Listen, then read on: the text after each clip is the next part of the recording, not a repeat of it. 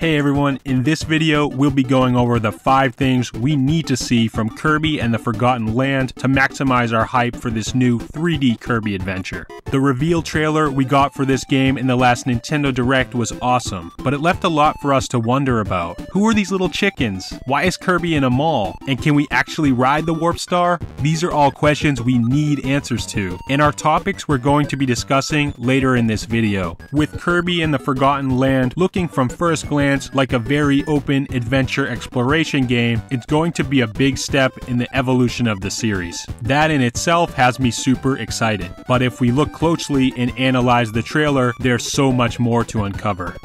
The first and one of the most obvious things I noticed from the trailer was this scene of Kirby riding a Warp Star.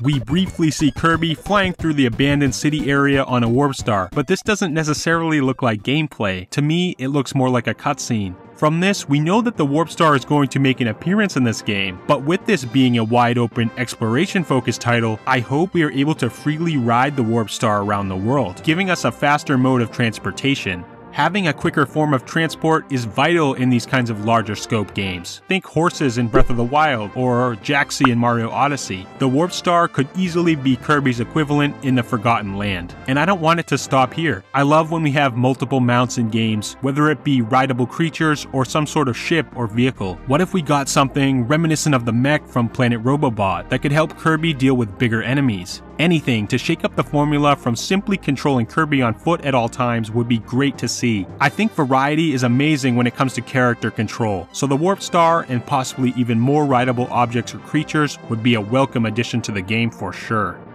Another thing I really want to see in this game is a little bit more freedom of objective compared to past titles. I don't necessarily care if this is a true quote-unquote open world game when it comes to the choice of taking on main story quests versus wandering the map and taking on side quests. From the trailer, it looks like there might be some sort of freedom based on the characters and collectibles we see in the overworld. For example, there's a shot of Kirby meeting a bunch of yellow chicks and them all following behind him. It's not clear what exactly he's guiding them to, but it gives me Sidequest vibes for some reason. To me, it looks like the chicks are something Kirby stumbles upon naturally while exploring the world. Maybe he gets a reward for delivering them to safety? There's another shot from the trailer that gives me similar vibes too, when we see the caged Waddle Dee and Kirby heading towards them in what looks like an attempt to free them from captivity. You see them in the distance on the world map, so it leads me to wonder, is this part of the story or is this a side mission? Maybe there's captive Waddle Dee all over the map that you have to find and release. It's hard to tell with the footage we have now, but as I'm venturing through the Forgotten Land, I hope I'm not just going from point A to point B. I'd really like it if I could explore the vast world freely, picking up the star collectibles we see all over the map, and taking on missions in the new areas I choose to venture into. This would be an entirely new experience for a Kirby game and something I'm very open to seeing.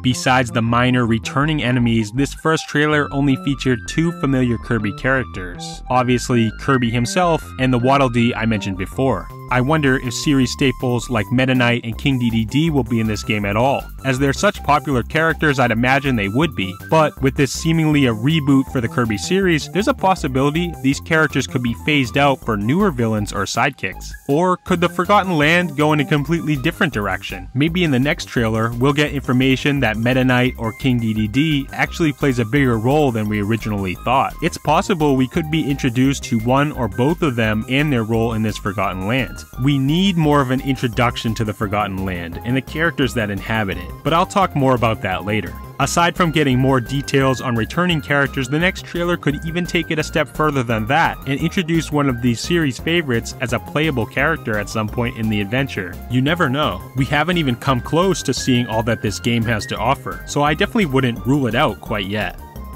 My next talking point is more of a greedy ask, because we've seen a lot of this already, but I would like to see even more diversity when it comes to the levels and biomes. Based on what we got in the reveal trailer, the game's already doing a great job of this. The Forgotten Land seems to feature a beach area, a plains area, cliff sides, an abandoned city, and even a desert area. And don't get me wrong, this is fantastic, but I want to see even more. Maybe a level up in the clouds, or there could be a volcano summit which would work as a lava level. There's even a scene in the trailer that seems to be inside one of the buildings in this Forgotten Land city. Could buildings in a city lead to separate platforming levels or challenge areas? This is something that happened in New Donk City in Mario Odyssey, and I could see something very similar happening here. This is one thing I really can't wait to hopefully see more of in our next trailer.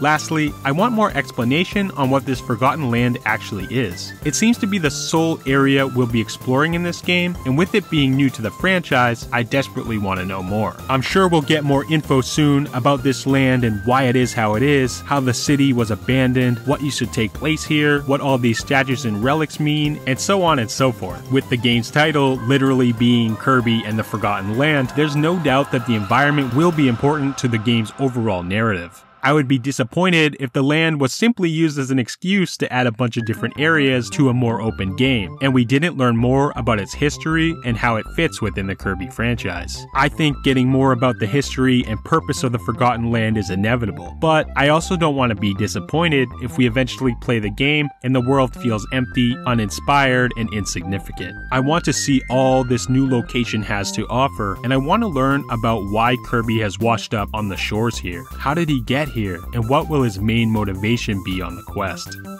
So there you have it, 5 things I think we need to see from the upcoming 3D Kirby game, Kirby and the Forgotten Land. What do you all think? What are you hoping for out of this new Kirby adventure? Did you notice anything interesting in the reveal trailer that you want to point out? This game is still a ways away, but I don't think it'll be very long until we get at least a little bit more information. Either way, I'm excited to play it, and I don't think this will be the last time I rewatch this awesome trailer. There's so much to glean out of it and to speculate about, so I'd really like to talk to you all about it in the comments. Leave one down below and let me know what you think about Kirby and the Forgotten Land. And remember, if you enjoyed this video, leave a like and subscribe for more quality Nintendo content like this. Thanks for watching.